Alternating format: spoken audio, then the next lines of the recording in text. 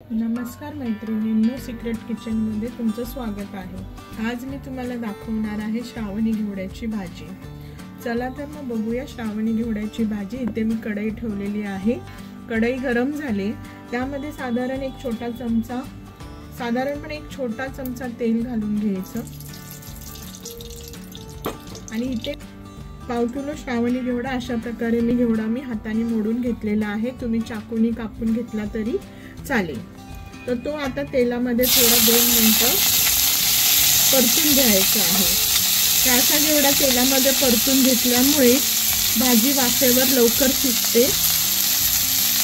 तुम्हाला जर असं नको असेल तेलामध्ये परतून घ्यायचं तर तुम्ही पाण्यामधून पण शिजवून भाजी नंतर फोडणीला देऊ शकता।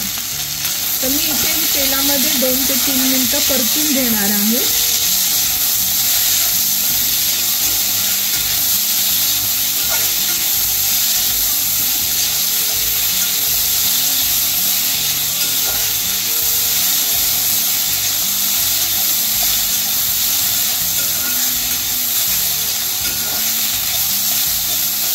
मैत्रिणींनो, आता आपण त्याच कढईमध्ये 2 चमचे तेल घालून घ्यायचं आहे।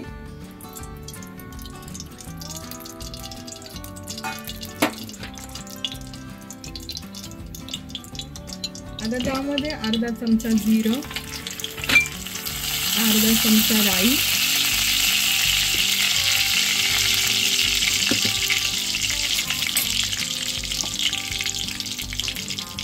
एक साधारण अर्धा चमचा अद्रक लसूणची पेस्ट,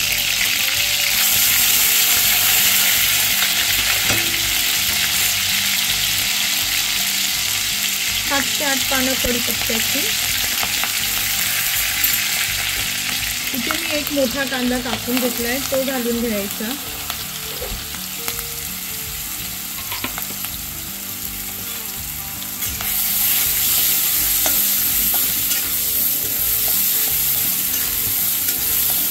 कांद्याचा कलर बदलेपर्यंत कांदा भाजून घ्यायचा।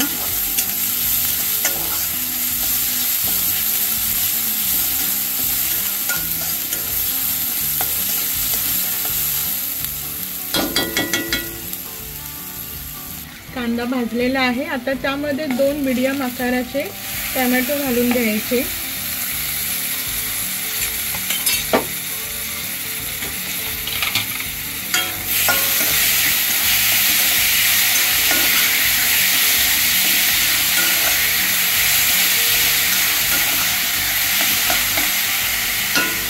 गॅस बारीक करून आता यामध्ये आपण मसाले घालून घेऊया।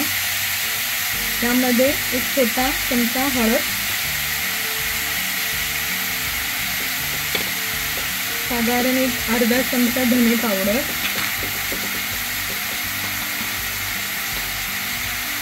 आणि आपल्या घरात जे तिखट असेल ते 2 चमचे तिखट घ्यायचं आहे। हे मिश्रण एकत्र करून घ्यायचं।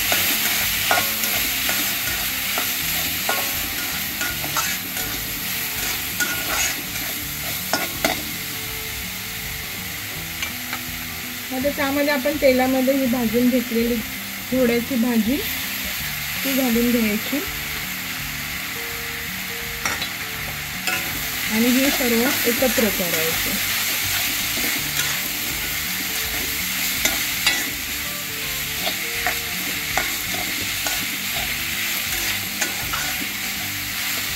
तर मैत्रिणींनो, तुम्ही ही अशीच वाफेवर शिजवून अशी सुद्धा भाजी खाऊ शकता। पण मी यामध्ये शेंगदाण्याचा 1 चमचा कूट टाकणार आहे, साधारण 1 ते 2 चमचे। तुम्हाला आवडत नसेल तर तुम्ही टाकू नका। ही अशी सुद्धा वाफेवर भाजी शिजवून छान लागते, पण मी इथे थोडं शेंगदाण्याचा कूट घालून घेते। साधारण 1-2 चमचे मी शेंगदाण्याचा कूट घातलेला आहे हा।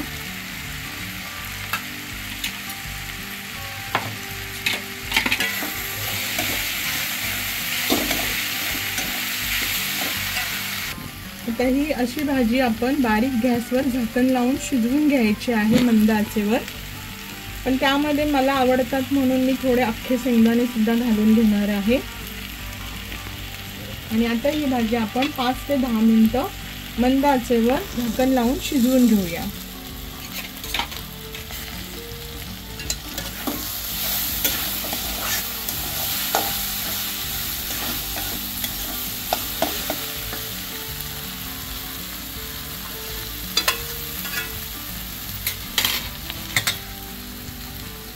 तयार आहे मैत्रिणींनो आपली घेवड्याची भाजी।